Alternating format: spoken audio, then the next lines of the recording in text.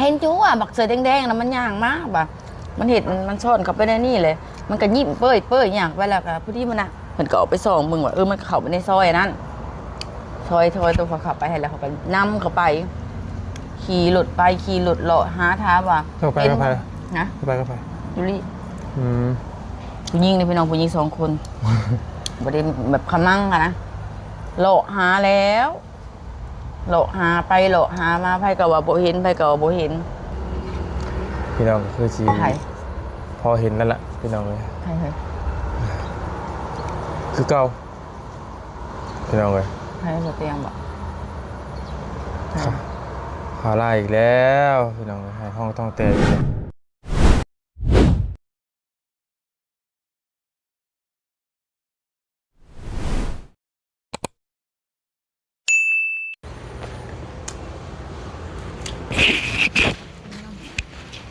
เนี่ย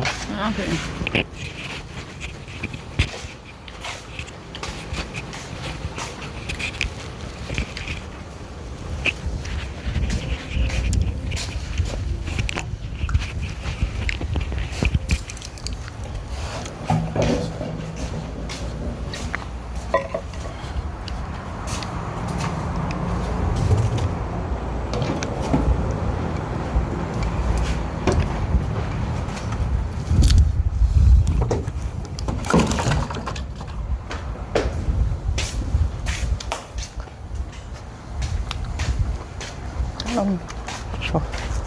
หัวลมออกก่อนบัดเป็นไอเราเจ็บหัวเครียดกันนะยังไม่ได้เศร้าเลยใช่ก็เป็นสบายดีเด้อพี่น้องสบายดีและสวัสดีเวทกุศลสุขคนพี่น้องเลยเนาะมาพบกับซองของหมอยาวซาแนลคือเก่าช่วงสวยๆนิดน้อยพี่น้องเลยเนาะมาพอมาเจอกะกำลังรับประทานอาหารหรือว่ากินข้าวพี่น้องเลยอยู่กับซองของหมอยาวเมื่อนี้กะรู้สึกว่าแดดแล้วพี่น้องเลยแดด2-3 มื้อแล้วถนนทางกะแห้งแล้วเพราะว่าที่แต่มันโบแดดเนาะพี่น้องแดด1-2 มื้อนี่มันก็แห้งแล้วทางคือสีเฮิงเติบแล้วเบิ่งนี่ครับบัดทุกวันนี่แหละจักบอกว่าออกไปได้ผลผ่าของมือนะมันจะแดดอยู่กับคนตกชมยังชมโมไข่แตกอยู่พี่น้องเลยวันยาวนี่กันยังเจ็บหัวอยู่นะเป็นวัดกึกงูเศร้าแต่ละมือ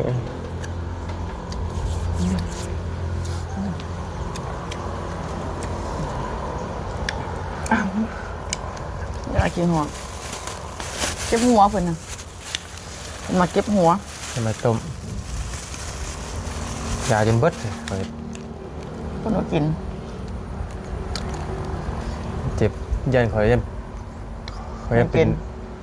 อันเป็นเพื่อนเป็นยังไม่กินบอกยังเป็นมะเขือรังยังกินยาอะไรรังเจ็บโยจะเป็นตับเป็นไตยุกินยาที่มองกันได้กันมากินแบบเจ็บเรื่องของเช้ามากินผัดไปเรียบมาได้ชื่ออะไรเนาะฮะชื่อยังทำไมเดี๋ยวเขาเจ้าไปแล้วทำไมใจคอยบ่แล้วมาในสปูนแล้วไม่ขาวมีปิ้งไก่พี่น้องเนาะกับตำจินล่อหรือว่าปนจินล่อ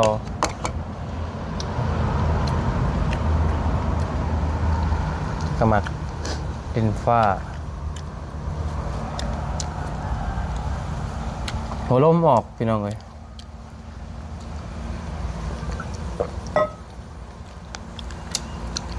ลมเดือน9เมื่อไรจะเขาเป็นสาวันที่10วันที่20ปลายที่10 เดือนหน้าแล้ววะมันบอกเดือนนี้ดิ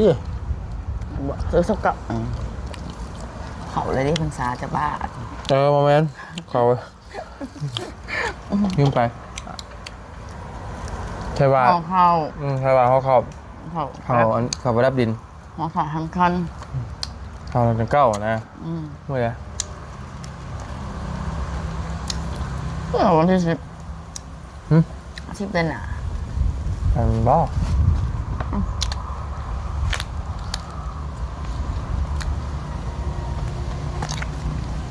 ทำเห็ดก่อนเห็ดก่อนเพราะว่าบุญรายวันพอป๋าแล้วก็เสร็จเลย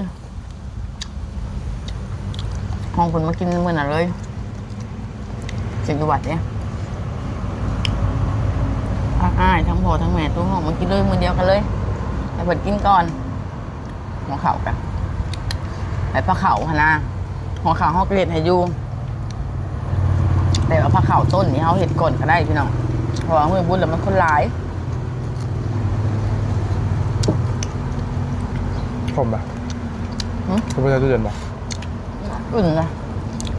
อุ่นอยู่ ไม่ใช่ตู้เย็นไหมป่ะโอ้ไม่แล้วเหมือนแนว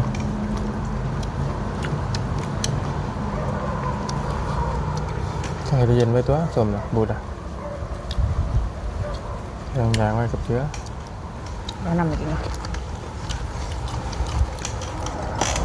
สมอ่ะ เห็ดชุบทำไมเลย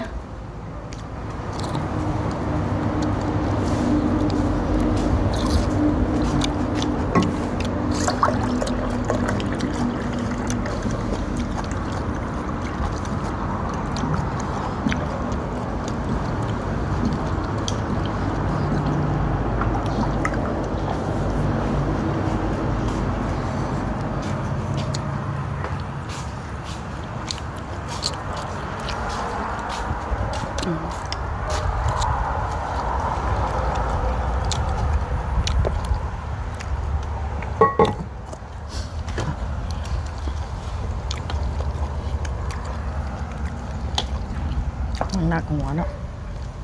มันหนักหัวป่ะ คืออะไรคือนั่นนะ จะเฮ้ย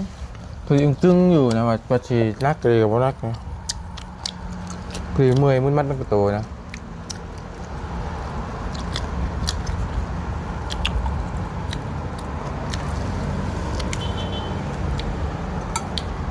ยังไม่ได้อยู่กันอย่างนี้เนาะ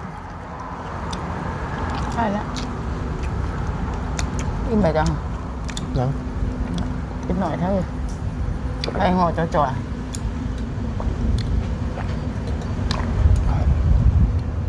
ก็บ่อยซื้อเยอะกว่ามาสิ เยอะกว่ากินข้าวเก่าแล้ว เอ้ากินแล้วท่านเจ้าหาตัวเสริมปะ กินกันแล้วกันกระจอยมันก็สิกินกันมันตุ้ยคน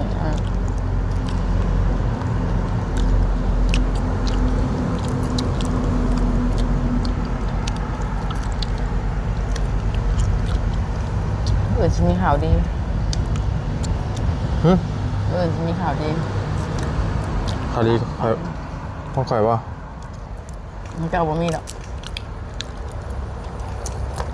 เจ้าบ่มีหรอก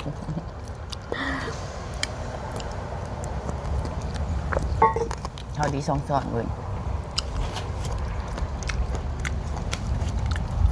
แล้วสบายดี ใช่ลูกพี่ หนาขึ้นโมลีต้องหายมากินโมลี ก็ดูพอดี หายมาเมื่อกี้นี่คิดว่าโมลีได้ ไม่ใช่ ครับ ไม่ใช่เนี่ย นิวฮานนิวฮาน อ้าวไม่ได้ไปหาบานใจบ่ ไปบ่ ไปท่านออกไปให้ไปเอาเยอะ ไป ไปเวลไปแล้วเฮา หันแล้วมีแต่ยังบอก ไปมาห้านบ่ มั่งห้ามไปอื่นคุณเจ้ มันชิ้นมันนี่เผ็ดไปยัง เอาเงินน้องของเราไปอื่นที่ห้าง มันชิ้นดักมันนี่ โอเคไปบ่ได้ไปไซดองมื้อนี้ไปก็ไปนานแล้ว ไข่แล้วว่าไข่ว่าเดี๋ยวนี้เท่าได้ มันค่ำแล้วได้เช้าแล้วได้สองมาแล้ว ข้าวก็ โอเค มาช่วยหา มันเผ็ด ตั้งลงในปีก่อน ว่ามีว่าเตียง นี่โอ้ยยังถามกันแล้ว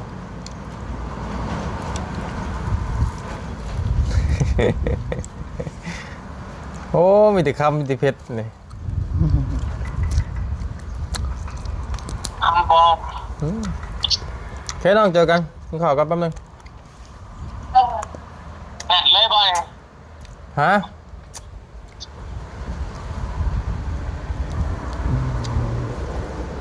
สวัสดี ไปไง ยืมได้เงินนะ กินอยากกินยังก็เสร็จแต่กิน บอกยืมได้เงินนะ เขาตะตื้อ ตักตื้อสองตื้อนี่นะ ใช่ ประเด็นไม่เห็นห้าม สิยืมไม่ให้ห้านนี่นะอยากได้ห้านคืออยากได้ห้านคือน้องโบนี่นะ อ๋อ เจ้าหรอว่าพ่อเจ้าแต่ว่าสิพ่อเขายืมบ่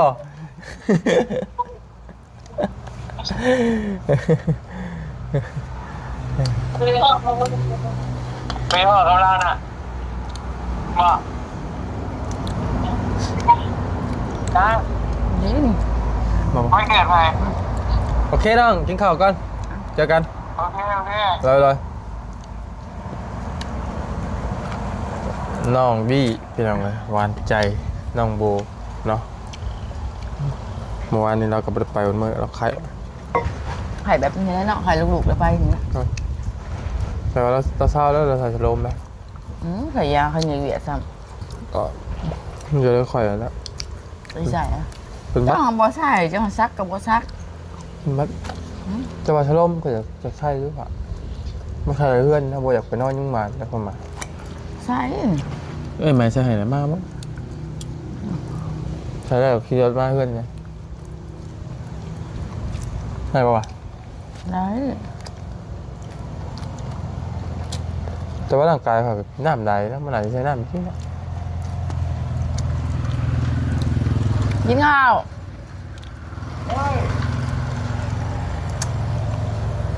เจ้าเหมื่อยจะสื่อหมอเหมื่อยเพลียใส่วิตามินของหมอ ใส่ ยาใส่วิตามิน หรือ มัน แค่ มีแห้ง หรือแค่ยากินข้าวแช่บนั่นเลย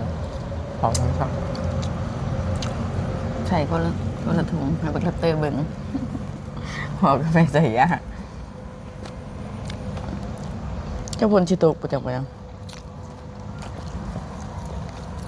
บอก เป็นได้เรื่อง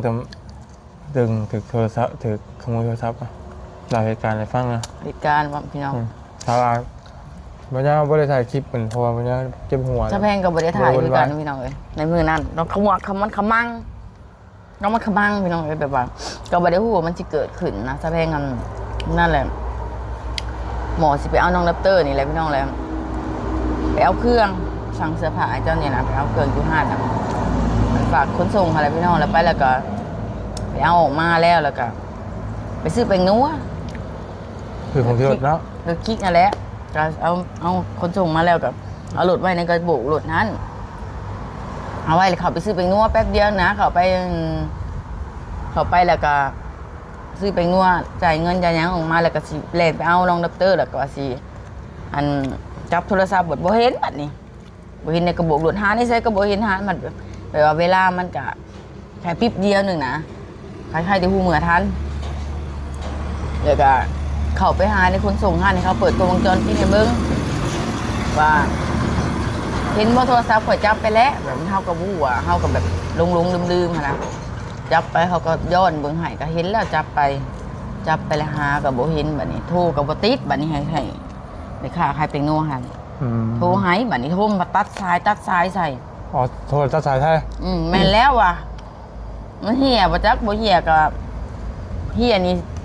ก็มีเปอร์เซ็นต์เหี่ยแล้วเพราะว่าเฮากับบ่จักมันเหี่ยมันหยังเนาะเฮาขี่รถไปเวลาไปถามน้องเพิ่นน้องเพิ่นเฮ็ดเสริมสวยเป็นหนังกับพัวเพิ่นในหน้าใครแต่เพิ่นหนังอยู่ในนั้นก็บังเอิญสะแพงก็เลยไปถามว่า เห็นบ่คนเก็บโทรศัพท์แถวนี้มีคนเก็บบ่เลยแล้วว่าเห็นจู่บักเสือแดงๆน่ะมันย่างมาบ่มันเห็นมันซ่อนเข้าไปในนี่เลยมันก็ยิ้มเป้ยย่างไปแล้วก็ผู้ที่มันน่ะเพิ่นก็เอาไปส่องมึงว่ามันเข้าไปในซอยนั้นซอยตัวเขาขับไปให้แล้วเขาก็นำเข้าไปขี่รถเลาะหาท้าว่า เข้าไปก็ไป นะ เข้าไปก็ไป ยูริ ผู้หญิงนี่พี่น้องผู้หญิง2 คนบ่ได้แบบขมั่งอะนะเลาะหาแล้ว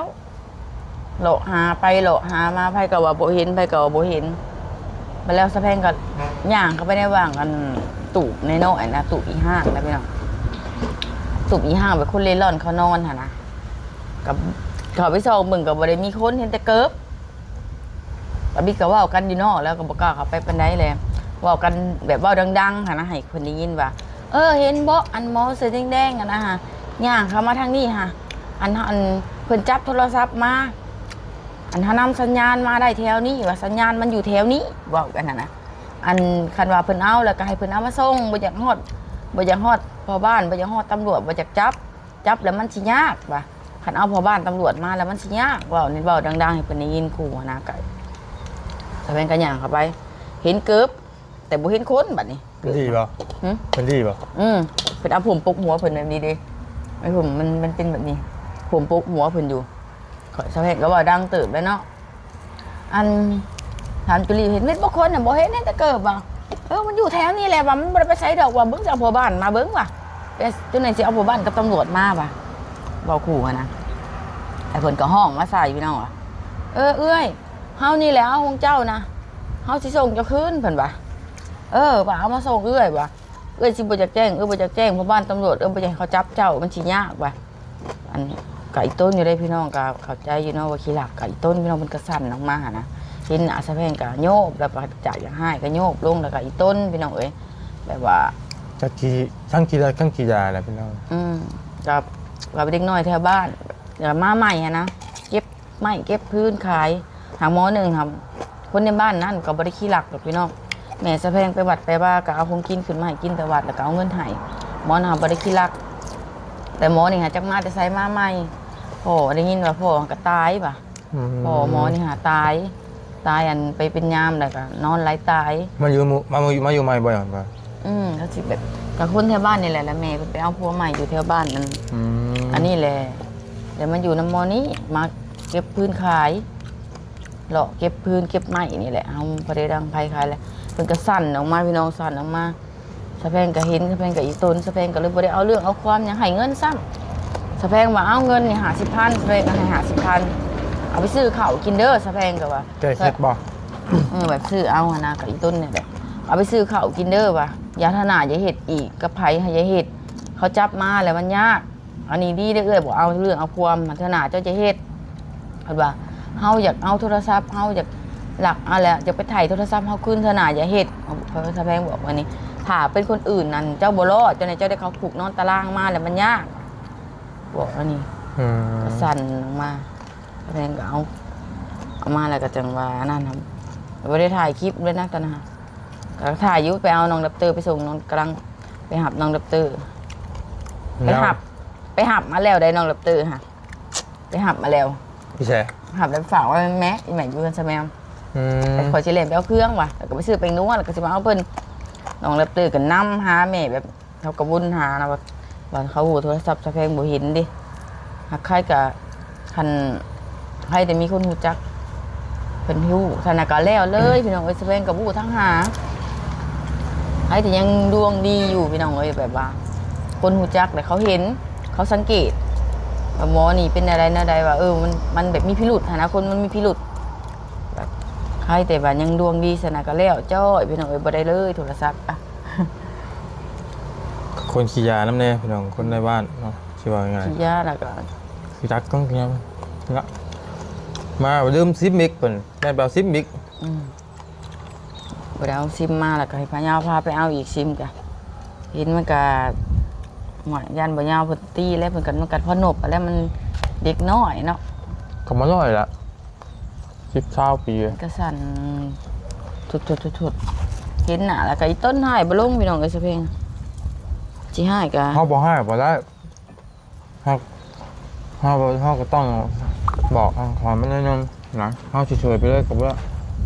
กระบาบไม่รู้ยังกระบาบเพราะว่ามันพิษเขาก็ต้องบาปไปตามพิษเนาะให้ได้ยังไงขึ้นพี่น้องเอ้ยเพิ่นก็เห็นยังบ่เป็นได้พี่น้องเพิ่นก็แกะซิมออกเพิ่นสงสัยเพิ่นมอดเครื่องบ่เป็นเพิ่นก็ปิดโหมดเครื่องบินเพราะว่าตัวนี้มันมอดเครื่องมันต้องมีแบบรหัสรหัสแล้วก็มันต้องมีรหัสอย่างเพิ่นก็มอดเครื่องมันก็แกะซิมออกโทรก็บ่ได้ดิแกะซิมออกง่ายเป็นจมูนเบิดว่าแล้วก็เจี๊ยตัวหนึ่งก็บ่เห็นเลยเจี๊ยกระเทิมน้องเล็บเตอร์นะไม่เอาป่ะเงินก็บ่เห็น10,000เงินตัวนะเอาไปเลยป่ะเอาแต่ยันเดี๋ยวอันนี้มาก็ไปทำดอกกระเทินหายมันได้ซะตื่มเงินให้อีก50,000 ไอ้แต่ก็ให้มันไปซื้อข้าวว่ะไปซื้อข้าวเด้อว่าเธอหน่ายึดก็ไปอีกว่ะเกือบโชคลาภเกือบบ่มีโทรศัพท์ใช้พี่น้องเอ้ยคันเสียเนี่ยก็ห่วยนักเติบได้นี่เนาะเฮ้ยแฮงบ่มีเงินซื้อซ้ำ มันเลื่อนนะดูกันทำกินเลย ฉะนั้นก็ได้ใช้หน่วยอันญาติบ่ยาวใช้แล้วแบบนี้คำว่ามันเสียกะคะแนนเพิ่นสิให้ใช้ บอกแล้ว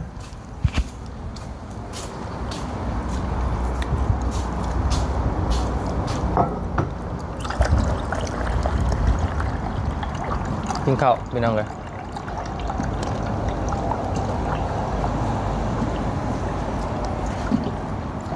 เมนเตอร์เราเรื่อง หรือว่าบ่ยาวเพิ่นก็พันได้ก่อนโทรศัพท์เพิ่นแพงสิเสีย โทรศัพท์เสียเนาะ พันหลุดเสียเอ้ย เนาะก่อนเพิ่นสิถือรักโทรศัพท์นะหมอย่าฟันมาถือขี่ขโมยรักรถจักรพี่น้องรถจักรคันสีดำแล้วไอ้บัดตื่นมาเพิ่นถือรักโทรศัพท์ เกือบบ่ได้คืน ถือว่าแก้เคล็ดแล้วเป็นชีวิตแล้วเลิกรถหลังรถยังไหว เอาพี่น้องเลยนั่งกินข้าวแล้วก็สิไปน้ำน้องวี่เพื่อนละเนาะมาเมื่อนี้ก็มีข่าวไล่พี่น้องเนาะในทีมงานอีกรอบหนึ่งพี่น้องคือสี ไทย พอเห็นนั่นแหละพี่น้องเลย ไทยเฮ้ย คือเก่าพี่น้องเลย ไทยบ่เตียงบ่ไทย ข่าวไล่อีกแล้วพี่น้องให้ห้องต้องแตกอีกเลย ไทยเลย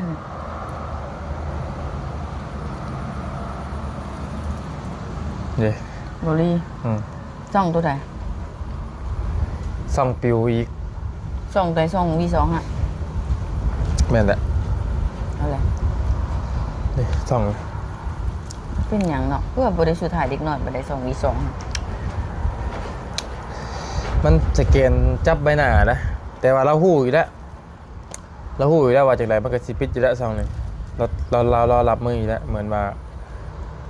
เราไปพ่วงผูกมัดกับซ่องไหนซ่องหนึ่งอีกนะตอนนี้ แบบ Gmail อย่างเดียวกันบ่เบอร์อย่างเดียวกันบ่ โอ้ขอยไปว่าผมเล่าน่ะข้อหมายน่ะคือ เป็นยังโทรศัพท์เราคือหลายแท้เพราะว่าซ่อมมันปิดเลยต้องได้ซื้อใหม่โทรศัพท์ตลอดใช้เครื่องเก่าบ่ได้เลยจะบอกนะและคือข้อหมายว่าท่องข่อยมันพิษอยู่นี่คือข่อยไปเสื่อมกับของเจ้าอยู่นี่เจ้าก็สิมีผลพ่วงพิษไปนำได้ บอกเอาตายแล้วบัดนี้ ข่อยจังว่าไปเสียออกให้อยู่นี่มันพ่วงกับของเจ้าอยู่นะ พวกเบิดทันแล้วกี่โมงกี่เมลอีหยังก็เต็มอยู่นี่ คือเขาลุงหนวดนี่ลุงหนวดแล้วพ่วงของข่อยนี่ตอนนี้นี่คือลุงหนวดพิษนี่ข่อยกับพิษไปนำได้เพราะว่าลุงหนวดยังพ่วงยังข่อยอยู่นี่ข่อยสิเตะต้องออกอยู่นี่เตะลุงหนวดออกก็ เดี๋ยวตะกี้จะตั้งแล้วเจ้ามันเอาเข้าเครื่อง แม่นแหละ ตอนนั้นตำรวจยังบ่เป็นหยังดิแบบเงินนั้นแบบได้หับได้หยังแบบเป็นยาวแล้วเพิ่นก็ ครับเราบ่ได้รับเงินแต่ข่อยเอามาเสียของข่อยเองเบิ่งตอนนี้ท่องเราอยู่ของข่อยอยู่นี่ ได้เห็นได้บัดนี้ เด้เหรอต้องเอารหัสผ่านเรามาอยู่ยังจำได้อยู่แต่ว่าตอนนี้นั้นบ่ทันผิดแต่บ่เป็นหยังถ้ามันผิดมานะ เฮาบ่ฮู้อนาคตนะพี่น้องเนาะเฮาก็การดีกว่าแกได้อิ่มแล้วนี่ คือเจ้าพิษนี่ของข่อยพ่วงซ่องเจ้าอยู่ไปเลยนี่ญาติได้พี่น้องเอ้ย เหมือนว่ามันจับอินเทอร์เน็ตมันจับสัญญาณในเครื่องโทรศัพท์เครื่องนี้มาบุคคลคนนี้นะเป็นเอา AI จับเลยพี่น้องเลย แต่ยาก ระบาดแต่คือเป็นบ่อยาวนี่โอ้ จ่ายอย่างเดียว ยันโมเฮ็ดแล้วพี่น้องยันไปกระโดนแล้วปิดแล้วปิดอีกทีนึง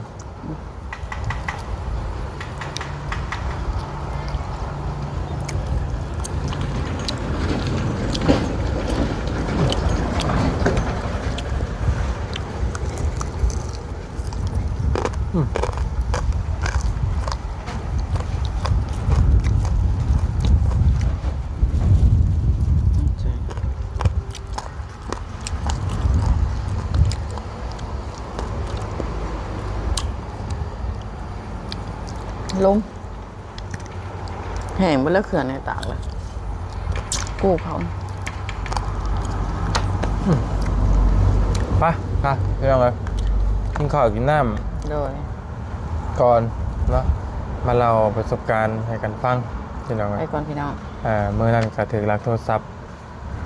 เนาะก็ได้คืนมาเหตุการณ์และทางบดีก็ถือปิดที่เก่าเนาะก็ช่องใหญ่เรากลับมาแล้วตอนนี้คือว่าเป็นยื่นอุทธรณ์ให้แล้วแต่ก็บ่ฮู้ว่าสิทำไรนะพี่น้องก็มันรุ่นน้ำกันไส้แล้วตอนนี้เราถึกปิดนะ4 เทื่อมันว่าถ้าเป็นบ่ยาวนี่ปิวตะลนละพี่น้องถอยตะลนละแต่นี่ข่าวว่าตายนะพี่น้องเอานั่นแหละพี่น้องก็น้องนี่ได้ก็สู้ๆเด้อก็จักคิดว่านี่แหละก็บ่ดีบอกอยู่ว่าถ้าสาวเพลงยังว่างอ่ะบ่เฮ็ดหยังนะให้เลื่อนลงคลิปเก่าๆลงในไลน์เลื่อนลงไปเห็นเป็นเกี่ยวกับคลิปเล็กน้อยนะให้ลบคลิป คลิปข่อยนี้ คลิปข่อยเองนี่แหละ ไม่ข่อยหลบไม่เจ้า เกี่ยวกับคลิปเป็นเล็กน้อยคลิปแจกเครื่องแจกของมีเล็กน้อยนั่งยืน มาส่องเอาโทรศัพท์มาเดี๋ยวหนึ่ง ถ้ามีเวลานะครับ หาเวลา เพราะว่าบ่ฮู้ว่าตอนนี้ซ่องแต่ว่าเขาลบออกนี่ก็3-400เลย บอก แม่นเขาลบข่อยลบเองข่อยนะ3-400แล้วบ่มันตอนนี้มันมีจัก ส่วนมากก็มีแต่ ประมาณ 4,000 คลิป ส่วนมากก็มีแต่เด็กน้อยพี่น้อง บ่ปัจจุบันภายใน 2-3 ปีมานี่ซ่องข่อยบ่ปานใดเล็กน้อยนะจะเน้นเกี่ยวกับผู้หญิงกับเรียกว่าผู้ชายมากกว่าจะเป็นผู้ใหญ่นี่แหละแต่ว่าเด็กทวนมากเล็กน้อยสิเป็นรุ่น AI มันสิจับแบบ ค่อย ให้ใส่งาน รุ่น เด็กน้อย รุ่นก็เฮ็ดรุ่นก็เฮ็ดยุคเล็ก อืม ๆรุ่นก็เฮ็ดยุคเล็กๆที่แบกหน้ำไม้บ่แบกไม้แบกหยังแบบ เราไม่บ่หรือว่าเบรก ส่ว ไม่ น เบร ดิ ก น ต่อ ส่วนหยังนี่ ครับเพราะว่าถ้าเจ้าว่างนะเครื่องนี้เนี่ยคอยยังให้เจ้านี่ เลื่อนลงไปให้สุดเลยนี่เลื่อนไปสิ4,000 คลิป 4,000 คลิปแหละแต่บ่ต้องกดออกไปใส่บ่ต้องกดเครื่องนี้บ่ต้องกดดินบ่ต้องกดออกไปใส่บ่ต้องดินไปใส่นี่แล้วก็เคาะเดี๋ยววันนี้เดี๋ยวคอยเลื่อนขึ้นมาแล้วลบ เบิ่งคือกันว่ามันมีเบิ่งเฮาก็เบิ่งนะฮะ เฮาก็เบิ่งเนื้อหามันเป็นหมองไหนมันเป็นตะพิษบ่หมองไหนเป็นตะพิษบ่ มันไม่หน่อยได้คลิป 4,000 5,000เนาะแต่100ก็ยังกดอันยังเดือนนี่โป้มือจนบ่อย่างนั้นแหละผม เล็กน้อยก็แบบเล็กน้อยชนบทนั่นแหละพี่น้องเอ้ยแบบละเปื่อยอีสังนะ แม่นแหละแต่บ่ต้องเสียดายนะบ่ต้องให้เสียดายคลิปยอดวิวบ่ต้องให้เสียดายคลิปยอดวิวพอลบไปเลยช่องคำร้องอีกแต่ว่าช่องคำร้องค่อยบ่หลายแล้วเพราะค่อยบ่ได้ค่อยถ่ายคลิปช่องคำร้องบ่ได้ลงคลิป 2-3 เดือนนะ ยันมันจับไปหาบ่ 2 อาทิตย์เลยบ่มีคลิปดอกหาคลิปบ่ทันให้ลองช่องคำร้อง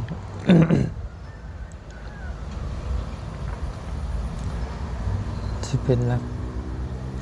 อันนี้นะสิบ่เป็นหยังนอกพวกนี้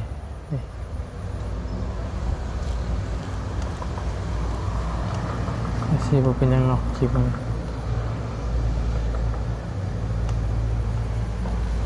เท้าแต่เด็กน้อยแบบเฮ็ดเวียกโดยบ่มีผู้ใหญ่แบบ แม่นแหละ อยู่นำมันก็เขาก็จะ ถึงจิมีก็มีความเสี่ยงนะ TikTok คือกันได้พี่น้องค่ะเด็กน้อยออกมาเฮ็ดนั่นเฮ็ดนี่ก็เห็นมันแบนแบบถ้าส่วนมากหาแต่เด็กน้อยเต้นนั่นนี่ กับมันมีน้องเตี้ยนะเด็กกี้นะน้องเตี้ยอยู่บ้าน บ้านนั้นนะ รู้แล้ว ที่ว่ามัน ก็เพิ่นชี้ ไม่นแหละ ในช่องข่อยนะ เพิ่นนั่น ข้อยหาบ่เห็นเดี๋ยวนี้ที่ว่าเพิ่นเอามีตัด เลื่อย เรื่อยนะ ไม้นะ มามัน ใส่งานเด็กน้อย เพิ่นบ่สนับสนุนในการใส่งานเด็กน้อยไม่ใช่ก็คือการ อยู่ที่ว่านั้นไปช่องสิบ่ค่อยมีปานใดดอกตอนนี้ คันว่าตัวจริงก็มีคือกันเพิ่นบ่ให้ใส่งานเด็กน้อย คืออยู่นี่นั่นชื่อว่าบันไดของข่อยมันเจอคลิปลงคลิปแดงคลิปเดือนก็รีบลบไปเลย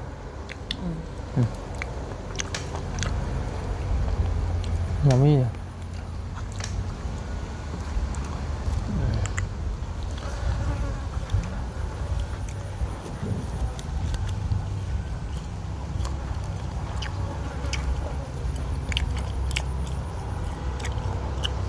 เขาสิมีน้อยปานใดนะพงผ่านมา อืม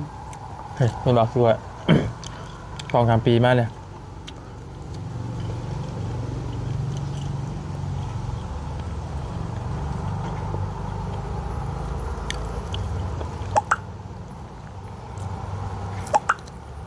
แต่ว่าเดือนไปก่อนปัญหาไปเรื่อย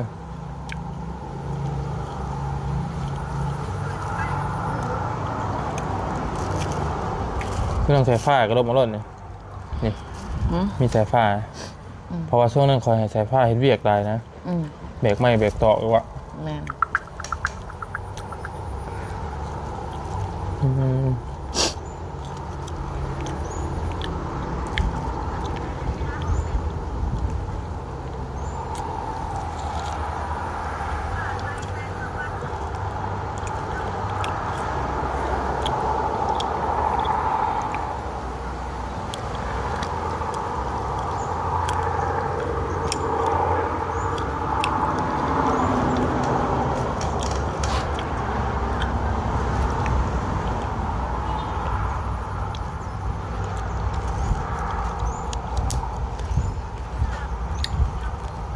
ไปว่าสิมันไปเขาได้ เบิ่งก่อนนะ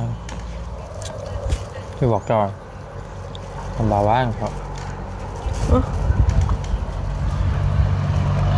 ไม่ลง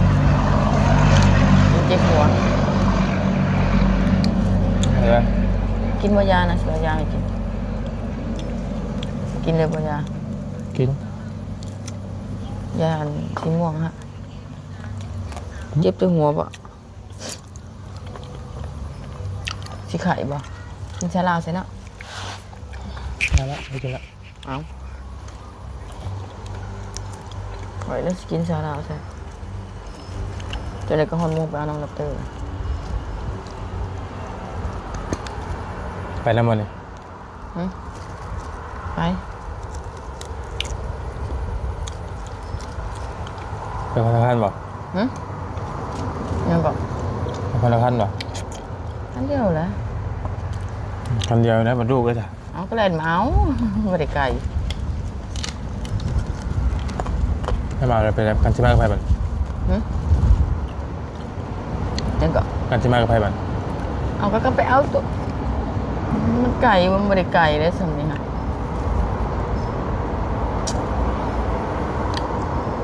ตกไปกับน้องบีก่อนก็ได้ มันจะไปส่งให้น้องบีเยอะมาโหลดแล้วก็จะไปกำลัง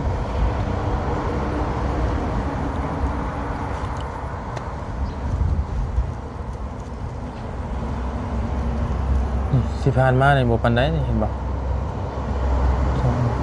คุณนะส่วงโตไปแจกเครื่องคุณนะ ช่วงเล็กๆอีดีแม่น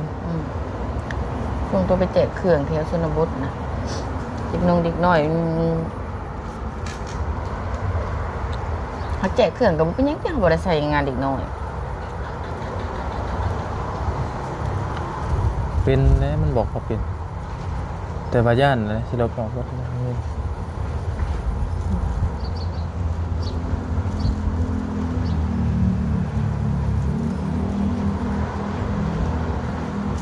นี่เล็กหน่อยสิแต่มองรถนี่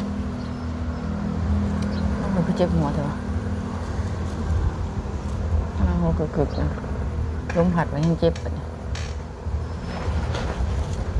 ไล่คลิปน้องพรนี่ก็ได้ใช่ตึ๊บตึ๊บตึ๊บ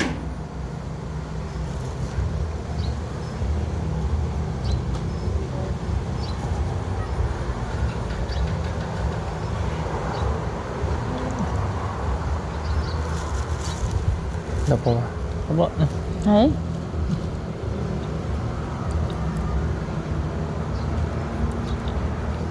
เกี่ยวกับมีเล็กน้อยหัวมันด้วยแต่ว่าถามมาดีบ่พี่น้องกับบ่ดีเด้อเพราะว่ามันก็เป็นคลิปที่พยานหลักฐานที่ให้ FC พ่อแม่พี่น้องเห็นแหละว่าเฮานี่มีคลิปมีอย่างทุกอย่างอยู่ในนี่เด้แต่ว่าเฮาลบหมดแล้วก็แล้วแหละ แบบว่าสวยเรืออลี แม่นเพราะว่ามันก็เป็นคลิปพยานหลักฐานเฮาอยู่นี่เบิด เอาแล้วนะสำหรับพี่น้องเนาะอยู่ดีไม่แห้งเนาะเดี๋ยว